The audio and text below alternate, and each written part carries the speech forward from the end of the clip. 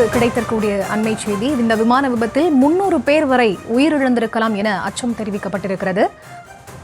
குஜராத் மாநிலம் அகமதாபாத்தில் நடந்த விமான விபத்தில் தற்போது வரை 170 பேர் உயிரிழந்திருக்கிறார்கள் என்ற தகவலானது முன்னதாக கிடைத்திருந்த சூழலில் தற்போது இந்த விமான விபத்தில் 300 பேர் வரை பலியாகி இருக்கலாம் என்று குஜராத் போலீசார் அச்சம் தெரிவித்திருக்கிறார்கள்.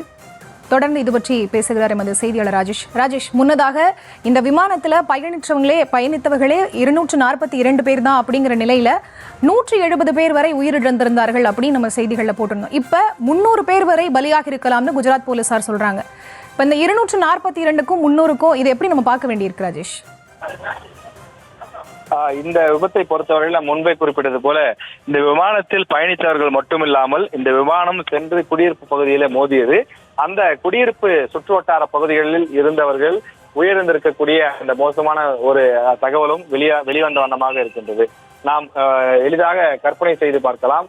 ஒரு விமானம் வேகமாக வந்து ஒரு பெரிய அபார்ட்மெண்ட்டோ அல்லது ஒரு பெரிய பில்டிங் மீதோ மோதும் போது அந்த கட்டிடத்தில் இருக்கக்கூடிய பலரும் உயிரிழக்கக்கூடிய மோசமான நிலை ஏற்படும். அது மட்டும் இல்லாமல் அந்த விமானம் முழுமையான எரிபொருள், ஏனென்றால் அந்த விமானம் புறப்பட்டே வெறும் 5 நிமிடம் தான் ஆகின்றது. 11 மணி நேரம் பறப்பதற்கான அளவுக்கு டேங்க்ல ஃபியூயல் இருக்கின்றது. எனவே அவ்வளவு எரிபொருளும் ஒரே வினாடியில் வெடித்து சிதறும் போது அது சுற்று வட்டாரத்தில் இருக்கக்கூடிய ஒரு குறைந்தது 5-6 குடியிருப்புகளை நாசம் செய்திருப்பதற்கான வாய்ப்புகள் இருக்கின்றது. எனவே சுற்று வட்டார பகுதிகளில் இருந்த குடியிருப்புகள், அங்கிருந்த வீடுகள், கடைகள், அலுவலகங்கள் போன்றவை எல்லாம் கூட எரிந்து நாசமாகி இருப்பதற்கான வாய்ப்புகள் இருக்கிறது. அது குறித்த அதிகாரப்பூர்வ தகவல் வெளியாகவில்லை என்றாலும் கூட அங்கிருந்து வெளியாகக்கூடிய சிறு சிறு காணொலிகளை பார்க்கும் போதே தெரிகின்றது அந்த விமானத்தினுடைய உதிரி பாகங்கள் எந்த அளவுக்கு சிதறி போய் கிடைக்கின்றது என்பதை. எனவே அந்த விமானத்தினுடைய உதிரி பாகங்கள் பல்வேறு குடியிருப்புகள் மீது தூக்கி வீசப்பட்டதாகவும் நெருப்பு பிழம்புகள் தீப்பற்றி எரிந்ததாகவும் குறிப்பிடுகிறார்கள். எனவே நேரில் பார்த்தவர்கள் சொல்லக்கூடிய அந்த செய்தி என்பது அவர்கள் அந்த அதிர்ச்சியிலிருந்தே மீண்டு வரவில்லை என்பதைத்தான் பார்க்க முடிகின்றது.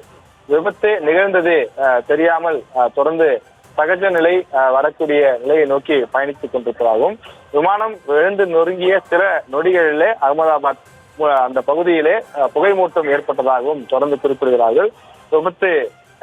இந்த விபத்தை நேரில் பார்த்த விமான பணிப்பெண் அவரும் தெரிவித்திருக்கின்றார்.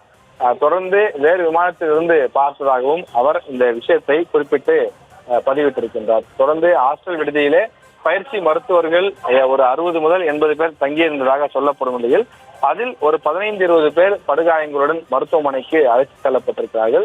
இதில் 300 பேர் வரை உயிரிழப்பு என்று காவல்துறை தரப்பிலே சொல்லப்படுகின்றது. குறிப்பாக அந்த விமானத்தில் பயணித்தவர்கள் மட்டுமில்லாமல் விமானத்தினுடைய அந்த சென்று மோதிய இடத்தில் ஏற்பட்ட குடியிருப்பு பகுதியில் இருந்த அந்த பாதிப்புகளும் ஒரு முக்கிய காரணமாக சொல்லப்படுகின்றது.